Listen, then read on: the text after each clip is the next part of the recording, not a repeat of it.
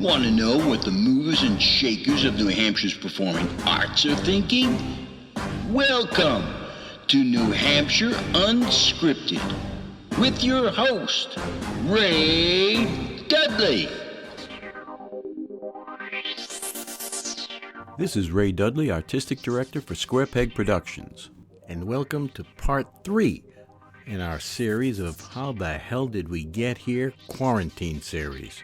This time I sit down with Neil Pankurst, Artistic Director from the Winnie Playhouse in Meredith, New Hampshire.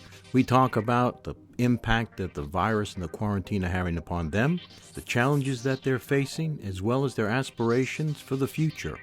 And then we get into the origins of the Winnie Playhouse, from their humble beginnings in a little mall in Laconia to the sprawling campus that they now have. It's a great listen. Enjoy. I'm just going to also just let my cat out because he now got stuck in this room with me, and I've shut the doors just to stop Leslie's annoying noise. So let me just let him out. Off you go. There you go. And then I'll be back. All righty. Okay. So before we got, what was the final result? Is the floor clean? Did it come out? So yes, the bits that I've done, I have not done everything because it's, I'm not on. Clearly, the young ladies who were servants and floor scrubbing ladies back in the day have much more energy and stamina than I currently do. I've always been terrible at stamina anyway. Even when I was a child, I remember, the longest running race I ever did was cross country, and I really struggled with cross country. But so yeah, I was mostly a sprinter. I was also a swimmer, but you put me in something like a 400-meter race, and I'm just dying at the end of it. So yeah, so I've done sections of it, and I was going to do another section yesterday, and I just gave up. I don't know what it is about where we all are as a nation and as a country and as a world, frankly. But I have gone into a shutdown mode, I think. Like I just have this huge amount of apathy right now. I just go, I don't know what I'm doing and what the point of anything is right now. So, well, that's a good segue. Okay.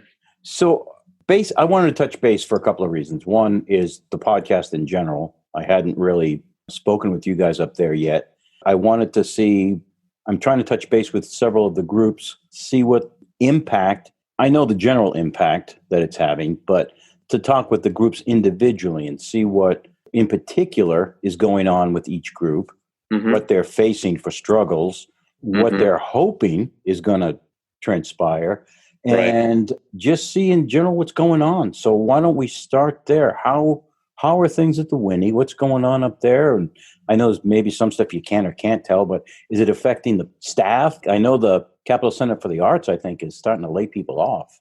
Yes, I was in a meeting with them and all of the people who get federal monies through the state. And I know that there's a big fear at the Capital Center that will be the case. We currently have not laid anybody off.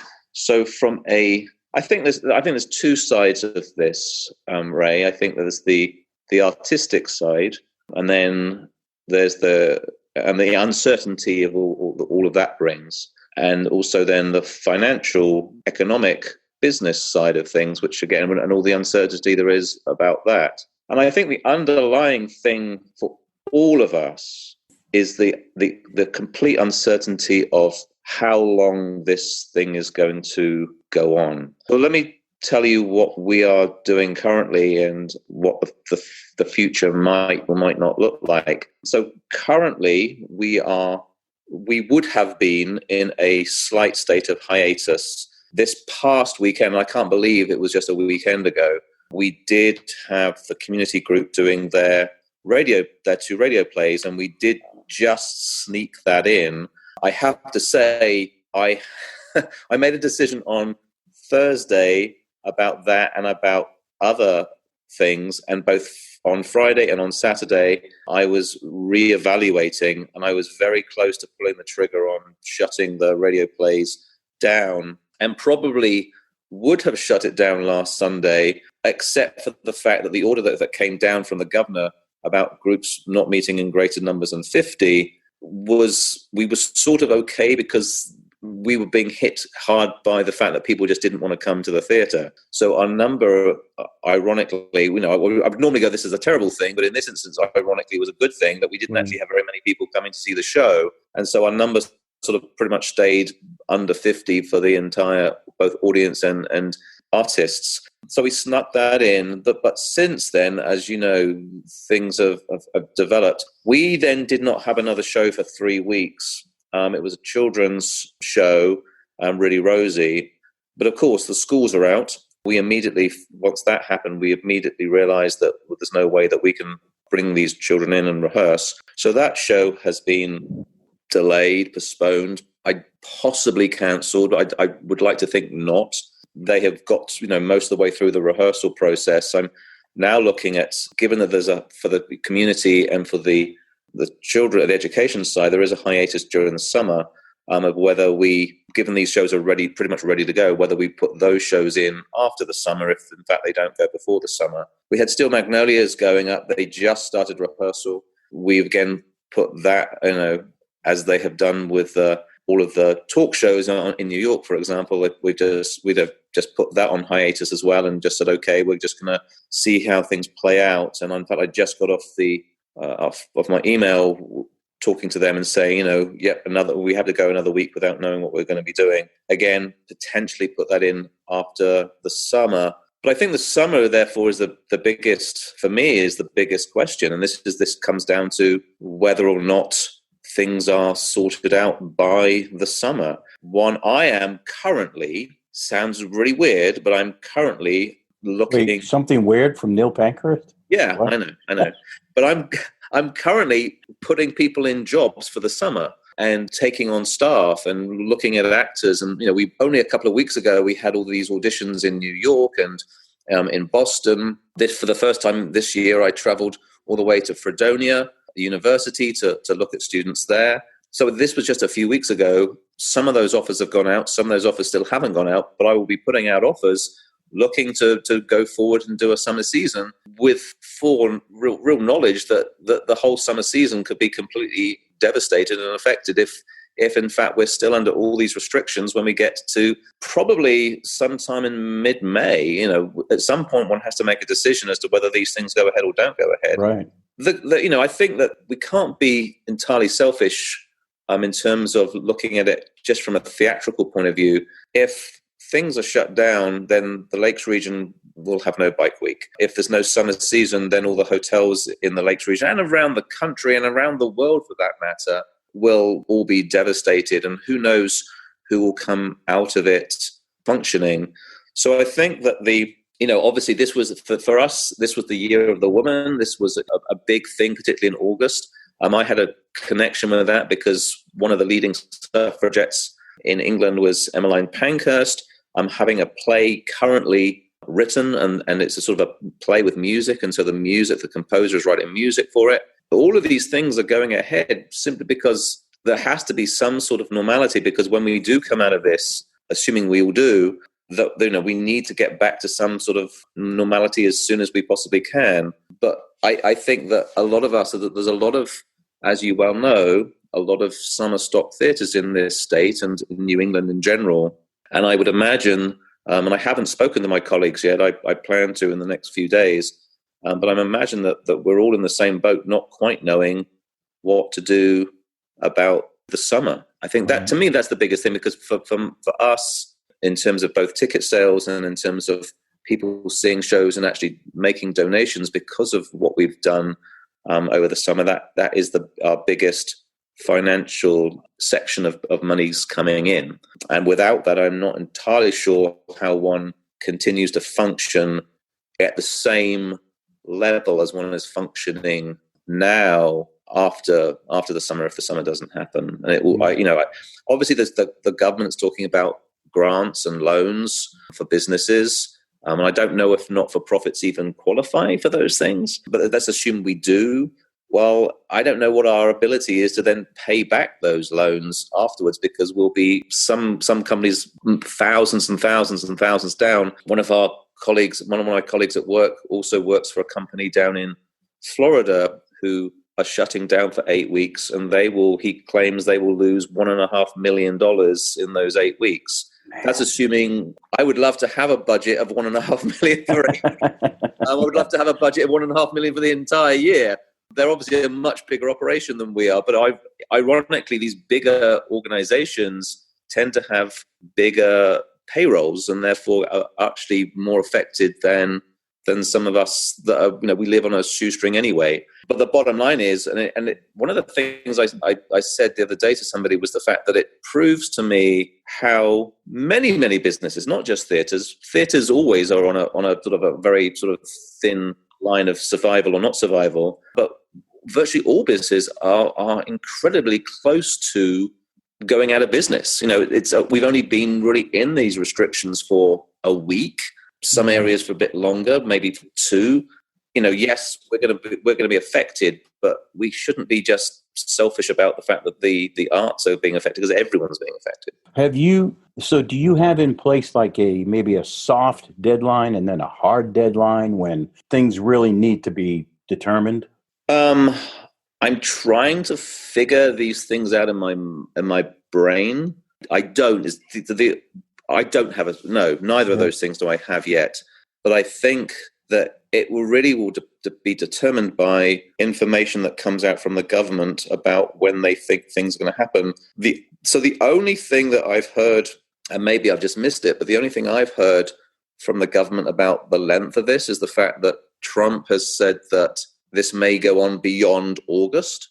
In the UK, they have been much more explicit about this. And Bojo the Clown, as I like to call him, who is our Prime Minister, has stated that he thinks that we can turn the corner in about 12 weeks. Well, 12 weeks will take us to mid-June. That's turning the corner. That's not it's finished. Right. That would mean presumably then that's the peak of it, and then we start to go down from there. Which if the downward trend is the same as the upward trend, that would take another 12 weeks to come down. So the all clear, which is a thing that we haven't really heard since, in Britain anyway, since all of the Second World War and all of the air raids. If the all clear was in 24 weeks, that's clearly well beyond any summer activities. So if that was the case, if we knew, and obviously nobody does, but if we knew that, then probably I would be making decisions now that I currently feel I can't make because I don't know what this will do. And if you make those decisions too early about, okay, we're going to cancel the Olympics, or we're going to cancel our summer season, or we're going to cancel Bike Week, or whatever those things might be, and then all of a sudden things do turn around much more rapidly, you're not flexible enough to be able to actually be able to do anything about that now because you've made your decision. You've probably, I probably over the summer have something like 70 people working for us. And I'd imagine most organizations, most summer theaters have about that same similar number, 70 to 100 people over the course of the summer. And if you've told them back, in early April, no, we decided not to do anything, then you're sort of caught between a rock and a hard place, because now you won't be able to get those people back in probably. So there's that side of it. Obviously, the organization side of it is that our permanent members of staff are going to start to feel concerned about the long-term notion of whether they will have jobs or not. Myself included in that, by the way. Yeah. Have any of you have some very generous benefactors and donors. Right. Have any of them reached out to you to see if there's something more they can do? So obviously, again, pretty much all theaters work on both ticket sales and then donors donating. We have not tried at the moment ourselves to, again, make too much of a big deal about this. And to answer your question, no, I have had one donor who has said that if we need to have his donation come in earlier, then he would be prepared to do that. But at the end of the day, which is great for cash flow. But at the end of the day, again, if the summer season doesn't happen, then we will be, several $100,000 worse off than we would have been had the summer season happened. And I would say that all professional summer theatres would be in a very similar boat. Obviously, the only upside is that all the expenses that one would have during the summer season also doesn't happen. But as you know, the expenses, unless you've got a very, very terrible budgetary system, your expenses should not be larger than your income. So the net effect would be a negative one for all of us, I'm sure. All right, well, let's switch gears. With the hiatus, are you finding that there are projects theater-wise that you guys can tackle that you really couldn't get to because you're always running around? There's so many things there that need to be done. Are you able to get things done that you needed to? I think I will start to do that. We will start to do that. There are projects, because particularly with our technical staff, our permanent technical staff, there are projects that we probably just didn't think we had time to do around the campus. And we're lucky, unlucky. There's a double-edged sword here with having a campus with multiple buildings. It's great to have it with all the facilities that has, but there are quite a number of maintenance issues when you have a campus like that. Sure. So I think this past week was essentially me sitting twiddling my thumbs, not really knowing what to do. And I think from Monday I'm going to have to be much more proactive in saying, okay, these are the things that need to be done around campus. And so, yeah, some of those jobs that we may have thought, it would be great if we could have done them, but we just don't have time to do them, will now get done because we're sort of in a much slower mode. I have to say, though, that I have instructed our staff to complete both the show that I know is not going to happen now, Really Rosie. I've asked them to complete building and painting that set. And also for Still Magnolias, painting and building that set too.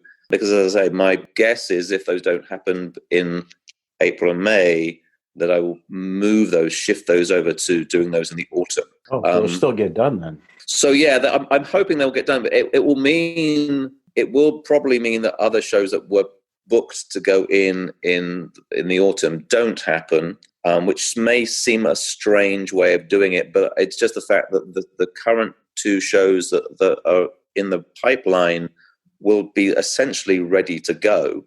Really Rosie has been rehearsed and is sort of almost at performance levels, and Still Magnolias is cast, and even though they only started rehearsing, they have a team, whereas the other shows they'd have to be starting from scratch. So that's my current thinking. Now, whether or not that changes, Ray, between now and August, who knows? I could completely flip on that, but that's my current thinking. I wanted to ask you, and I should have probably done this prior, how's your family in England? My mother, who is 83 years old, is staying, like many people, indoors. She tends to be a little bit like me, stubborn. I know you've never seen me being stubborn. No, but, that's shocking. No, never. Tends to be a little bit stubborn and tends to want to go out and do stuff.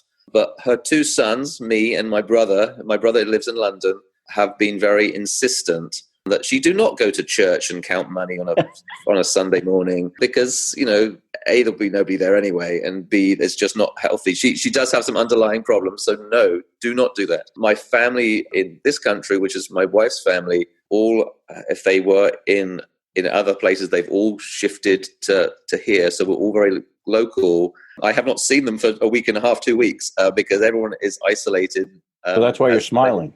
They've been isolating as indeed everyone has been told to do. So yeah, as you've been asking them to for years.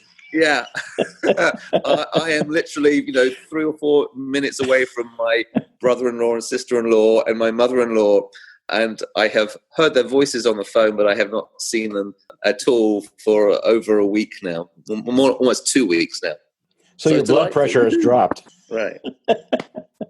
So for folks who don't know the Winnie and what takes place up there in the Lakes region, can you give us an overview of how long the Winnie's been around and all the new campus and how you got involved in your role and what goes on down there? Yeah, it's a very long story, and I'll try and make it not too painfully long. Thanks. So we started back in 2004 in Laconia. This was myself, my wife, her brother, and his wife. And we thought it would be a good idea to have a theatre somewhere.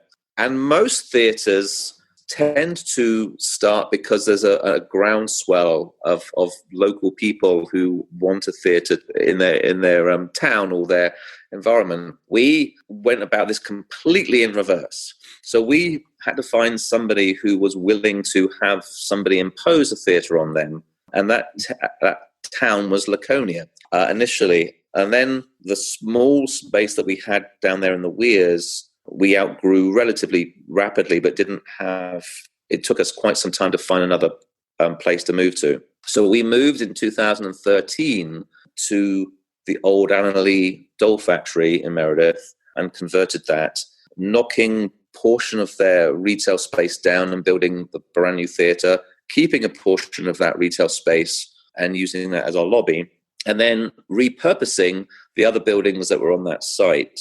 So they're what we still call, I still call it the museum building, which was the Anna Lee Doll Museum, is now our paint shop. And what was their maintenance shop became our workshop. The actual main building that they had there, their corporate headquarters, had many, many problems. It started as a chicken coop back in the 1930s or something, but that has subsequently been demolished. So we do everything that other companies do. So some companies are just education. People like Peacock Players down there in the south. We have an education wing. People like Concord Community Players or the Community Players of Concord. I always forget how that goes. I probably got it wrong both times. Yeah. They obviously are running a community organization. We have a wing that does that. And then just like Peterborough Players or Barnstormers, who are just a professional organization, we have that wing too. So we are a bizarre hybrid of three sort of essentially separate groups that work under the same banner and under the guidance of the artistic director, who is me at this point. And I try and advise education. I try and advise the community group, but also try and give them as much freedom as possible to make decisions of their own. And then I sort of do run the professional wing, and in terms of the choices that I've made. So that's my job, to try and choose shows that are interesting and to some extent a bit challenging, but in other times that we'll have things that people just enjoy. And I've got a very Catholic taste, really. It's people find it strange that a couple of seasons ago, I was the one choosing some challenging work in Miss Strindberg's Miss Julie and in Fugard's Master Howard and the Boys, and in the same season shoving Mamma Mia into there as well. I just happened to love the music of ABBA, and I was there in 1974 watching the Eurovision Song Contest, where you were 5 then, right? I was in utero or something like that. I don't know. Although apparently I just said I was sitting on the floor watching it, so I don't know. So yes, I remember being there. We had Olivia Newton-John was singing for England, and we were going to win the Eurovision Song Contest, and then this bizarre group from Sweden come over and completely win, and their success went on from there. And I just happened to love that music ever since. So I do have a very Catholic taste when it comes to all these different things that we put on. So yeah, that's sort of how we operate. I think I did that pretty quickly, as given I thought it was going to take me forever to tell you that story. So you are year round, correct? You don't shut down? So. We do not, no. That must present some challenges. It does. It's things that people don't really think about, and a lot of the time it's to do with all the mundane stuff that one has to deal with. So, and it's a lot to do with the business side of it. A very wise man once told me that show business was made up of 2 words, and you would spend way longer on the second word than you will on the first word. And that was not untrue, very true. So, it's frustrating to me that in the winter we spend more money on snow plowing than we do on productions. Yeah. The fact that we spend $50,000 or $60,000 on utilities a year, when one would love to be spending again that on productions or on fees for actors or paying designers. that money. So there's those types of challenges, and obviously although we have to cool the building in the summer, the heating of the buildings tends to be the biggest expense.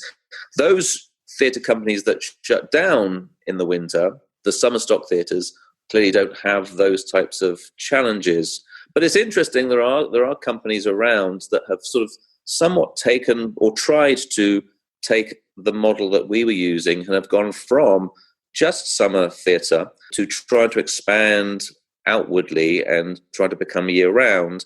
Is that Jean's a fiscal Playhouse decision? Why would they do that? I don't know whether they're fiscal decisions or whether they just want to, they want to expand their mission. Jean's Playhouse has tried that when it had its new building because it was winterized, and Peterborough Players are currently looking at the possibility of doing that as a sort of an expansion of their mission.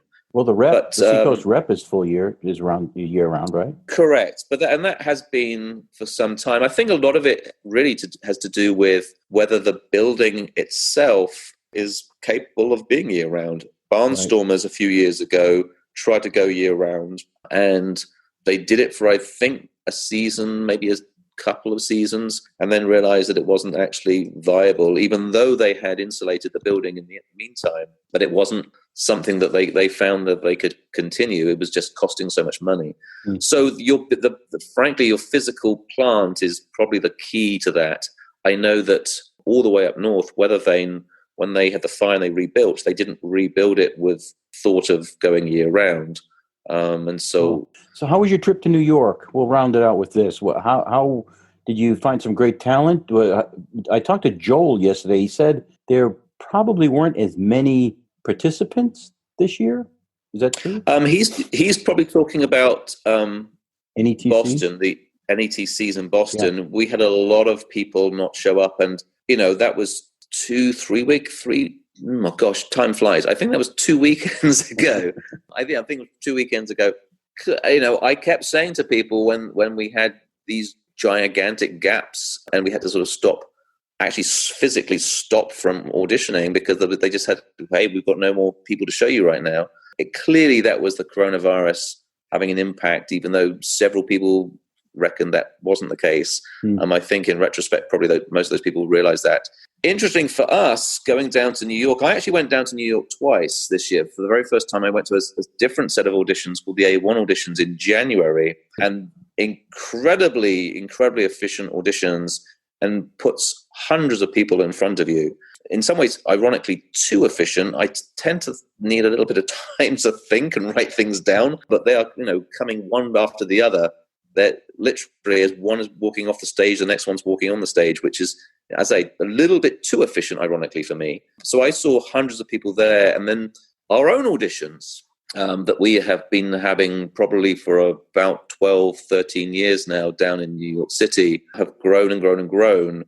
We actually had close to 800 people apply for our summer season, even though we actually had very few parts to even offer. Yeah, so we can't see 800 people. We're there for about 2 days. We get there and we see people on Wednesday evening. We have an all-day Thursday, then a Friday morning session. So essentially a day in 2/3, if you like. Yes, so we can only see about 115 people in that time frame. And so we have to, and my wife does most of this, looking at resumes, cuts loads and loads and loads of people to get it down to the number that we can actually sort of accommodate. So you had 800 apply, and then you got to see 150, and then from there you're going to cull further. Yes. So we then will look at the people. What we do is we video everybody. So we tend not to. And now we couldn't even do it if we wanted to now. There are companies that sort of do, callbacks and callbacks and more callbacks. We're very efficient, actually, in the way that we view people. We can sometimes make offers on people for a show that we've literally seen for 3 minutes. That's the only time they spent in front of us. And yet we will know that that's the person that we want for that particular role. There's a team of 3 of us that do this, myself, my wife, and Tim, who's our education director. Go down, we look at things, we make notes, we video everything, because that was something that I insisted on a number of years ago because my memory, unlike these younger people, is just terrible. And they'll talk in great length about some person that I'd seen, but she had, she was with that blonde-haired girl with a nose piercing, and I'm going, I've got no idea who that was. And so we now video everything, which is useful because as they also get older and more forgetful, we can now revisit that and debate how good we think that person is in real time. So that's a great archive to have too. Do you keep them? It is, and I will tell you, and we also have all of our notes that we keep. I will go through those often several years later, and we have in the past made offers to people who are very surprised to hear from us because they go, I didn't even audition for you for 2 years, and so I know, but I still have the materials that you sent. It's rare, but it happened. So should things go well, what is the upcoming season? And what are you really looking forward to? What's the big one you're looking forward to? So I guess there's two ways of looking at that. It's not big in terms of its length of run. It's one of the smaller lengths of run. But there's a thing that we're doing called Votes for Women in middle of August, which is about the suffragette movement. Nice. The whole purpose of our season, Women in Theatre, was driven by the fact that in August of 2020, it will be the centenary of the ratification of the 19th Amendment. And the day after the anniversary, couldn't quite get it on the day of the ratification, but the day after the ratification, we will open a thing called Votes for Women, which is a brand new work. As I say, it's being written as we speak. It will have music in it, and it will have dance in it, and it will be a play as well. So it's sort of a mini musical, if you like, a play with music. So because the lead suffragette was Emmeline Pankurst in the UK, and I don't know how much she's going to feature because even though this has been my idea, my sort of baby in some ways, I'm not the one writing the show. Again, because it's Women in Theatre, I've handed it over to two fantastic women. Karen Kirsch, who has worked with us several times, mostly as an actress, but also as a writer. So she's writing it. And then Shoshana, who has been our music director for a couple of years, she's writing the music for the show. And using also... Piece?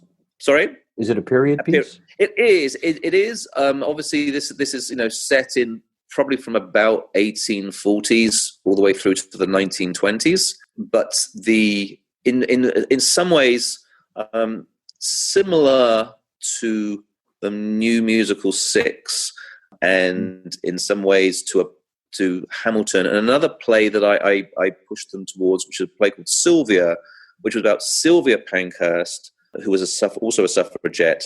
It will probably have a modern feel, even though it's a period piece. And we're also doing another play that's very similar to that. The play that will follow that, a play called Or, is about Aphra Behn, who was the first female playwright, first professional female playwright, actually made money from her works in England in the Restoration period. And even though, again, that is a Restoration comedy to some extent, also has a very modern feel to it because a lot of the writing sounds very modern. So there's both those things. But the other thing I'm really very, very excited about, if indeed it happens, would be the first show that we're doing of the summer, which is The Color Purple, which is a fantastic story and again has a strong female team of writers. 3 out of the 4 writers of the show itself were female. Plus, of course, it came from a book, a Pulitzer Prize-winning book that was also written by a female. Became a film.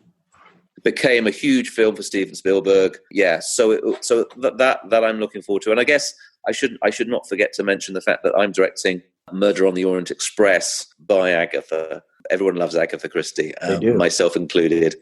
So we're doing that. But yeah, so that, we have and Matilda's our other show, our 5th show of the summer.